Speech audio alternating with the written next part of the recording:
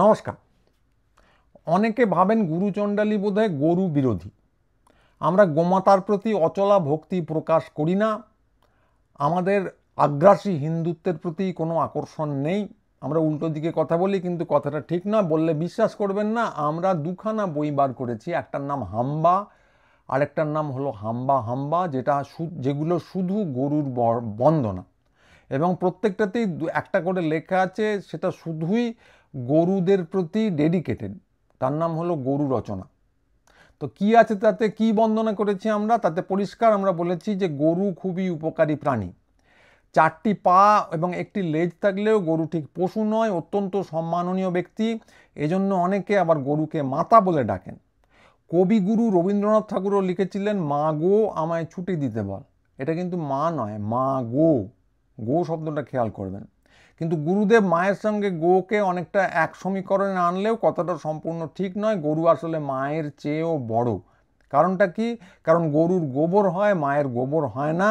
মায়ের দুধে ছানা হয় না, গরুর দুধে হয়। মায়ের হাগু কোনো কাজে লাগে না, কিন্তু গোবর খুব উপকারী খাবার। নানা সময় প্রায়শ্চিত্তের সময় আমাদের খেতে হয়। এমনকি কোভিডেও গরুর গোবর খেয়ে অনেক নাকি উপকার হয়েছে। অনেকে প্রচুর উপকার পেয়েছেন, হাসপাতালে চলে গেছেন। তো রান্নার সময় ঘুঁটে বানিয়ে এবং চাষবাসে সার হিসেবে দিয়ে, এতে করে খাদ্য সমস্যার সমাধান হয়। মাটিতে গোবর দিলে তা থেকে ধান, আমড়া, রজনীগন্ধা ইত্যাদি নানা ফুল এবং ফল হয়। এই জন্য ফলের রাজার নাম ম্যাঙ্গো, আর ফুলের রানীকে বলা হয় গোলাপ।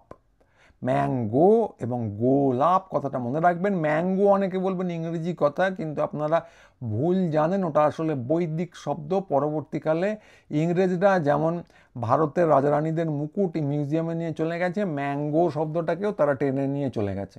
এটা আমাদের ট্র্যাজেডি যে আমরা ইতিহাসটা ভুলে গেছি। কিন্তু সবাই ভুলে গেলেও আমরা ভুলে যাইনি। আমরা জানি যে গরু গোবর ছড়িয়ে এবং শিং দিয়ে গুঁতিয়ে পৃথিবীকে ফুলে ফলে ভর্তি করে রাখে। এখান থেকেই সংস্কৃতে জননী জন্মভূমিশ্চ স্বর্গাদপি গৌরীয়সী কথাটা এসেছে। কথাটার মানে কি? জননী জন্মভূমিশ্চ মানে হলো জননী জন্মভূমিতে থাকে, আর স্বর্গাদপি গৌরীয়সী মানে কি? তার মানে হলো গরুরা স্বর্গে দাপাদাপি করে। এই জন্যই ভগবানের অন্য নাম হলো গোবিন্দ। এ নিয়ে বাংলায় হাজার হাজার গান, কবিতা ইত্যাদি লেখা হয়েছে। তার মধ্যে একটা খুব বিখ্যাত বইয়ের নাম হলো গীত গোবিন্দ। গরুকে আমরা জানি যে পুংলিঙ্গ শব্দ, সেটা কথাটা ঠিক নয়। গরু মাত্রেই মা, ফলে পুংলিঙ্গ নয়। কিন্তু তারপরেও বাংলা একটা স্ত্রীলিঙ্গ শব্দ আমরা চালু করেছি, তার নাম হলো গাই। অধিকন্তু ন দোষায়। গরুকে আমরা এত সম্মান দিই যে গরু স্ত্রীলিঙ্গ হওয়ার পরেও আরও একটা স্ত্রীলিঙ্গ শব্দ চালু করেছি, যার নাম গাই। তো এই নিয়ে বাংলাতে গানও আছে। একটা বিখ্যাত ভক্তিগীতি, বাংলা ভক্তিগীতির প্রথম লাইন হলো, আমি বাংলায় গান গাই। অনেকে ভাবেন এটা বোধহয় বাংলাকে নিয়ে লেখা, কিন্তু আদপে তা নয়। এটা একটা ভক্তিগীতি। এটা সম্পূর্ণ গরুকে নিয়ে লেখা, গরুকে নিয়ে রচিত একটা গান, যেটা হাত জোড় করে গাওয়া খুব প্রয়োজন। এই একই কারণে পুজোকে অনেকে বলে থাকেন ভক্তিমার্গ। অনেকে জানেন না যে ভক্তিমার্গ অর্থাৎ শেষে একটা গরু আছে। এই জন্য আমরা গরুকে বিশেষ সম্মান দিয়ে থাকি। পুজো মাত্রেই গরু এবং গরু মাত্রেই পুজো, ভক্তিমার্গ মাত্রেই কিন্তু গরু।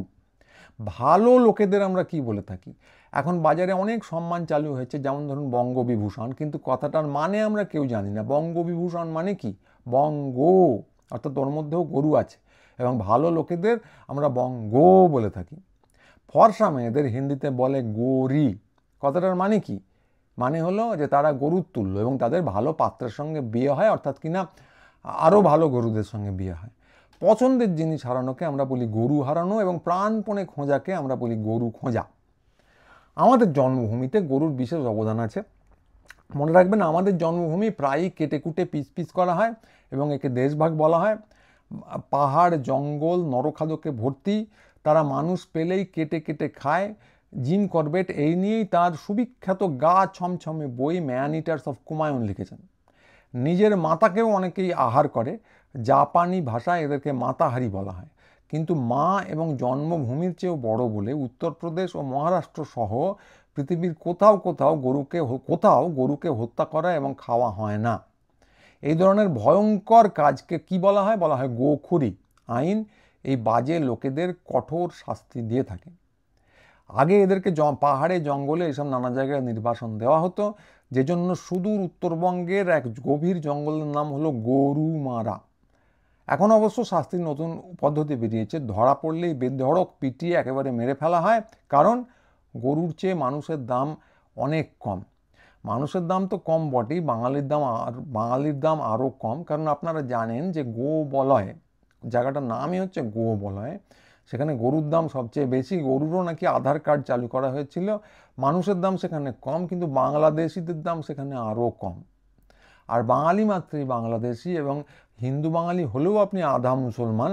তার কারণ হচ্ছে আপনি মাংস খান, আর মাংস খাওয়া আর গরু খাওয়া প্রায় কাছাকাছি।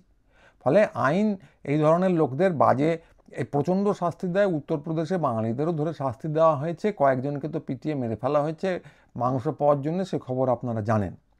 তো এই জন্যেই আপনি মানুষ হওয়ার চেষ্টা করবেন না, বাঙালি হবার তো চেষ্টা করবেনই না, মানুষ হবারও চেষ্টা করবেন না। সব মানুষকেই তাই গরু হবার চেষ্টা করতে হবে। কাউকে এঁড়ে হতে হবে, কাউকে বকনা হতে হবে, কাউকে বলদ হতে হবে, কাউকে ষাঁড় হতে হবে।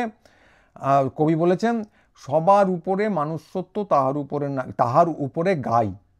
কথাটা মনে রাখবেন, এই কথাটা কিন্তু ইংরেজ আমলে বদলে দেওয়া হয়। আসল কবিতাটা ছিল, সবার উপরে মানুষত্ব, তাহার উপরে গাই। পরবর্তীকালে ইংরেজরা এসে এবং সেকু মাকুদের প্রভাবে এরা ওটাকে বদলে করে দেয়, সবার উপরে নাই, গাইকে নাই করে দেওয়া হয়েছে। ভাবুন, হয়কে নয় হয়, এখানে গাইকে নাই করে দেওয়া হয়েছে। তো যাই হোক, আসল কবিতাটা আপনাদের বলে দিলাম। এই কারণে ভূভারতকে অঙ্গ, বঙ্গ, কলিঙ্গ বলা হয়, এবং মনে রাখবেন পৃথিবী ভর্তি ভালো মানুষকে বলা হয় গো বেচারা। তো আমরা যারা গুরুচণ্ডালী আছি, আমরা মাঝে মাঝে নিজেদের গরুচণ্ডালীও বলে থাকি, এবং নিঃসন্দেহে মনে রাখবেন আমরা অত্যন্ত গো বেচারা। গরুর যে অনুভূতি, তাকে আঘাত করার কোনো ইচ্ছা আমাদের নেই। আগেই বললাম, আমরা এই নিয়ে অন্তত দুখানা বই বার করেছি, যে একটার নাম হাম্বা আর একটার নাম হাম্বা হাম্বা।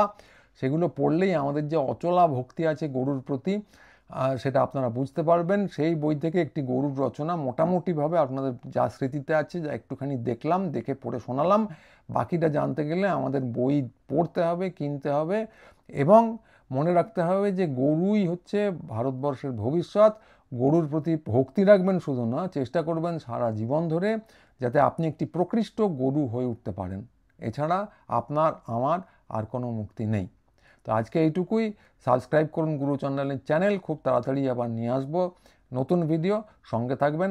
নমস্কার।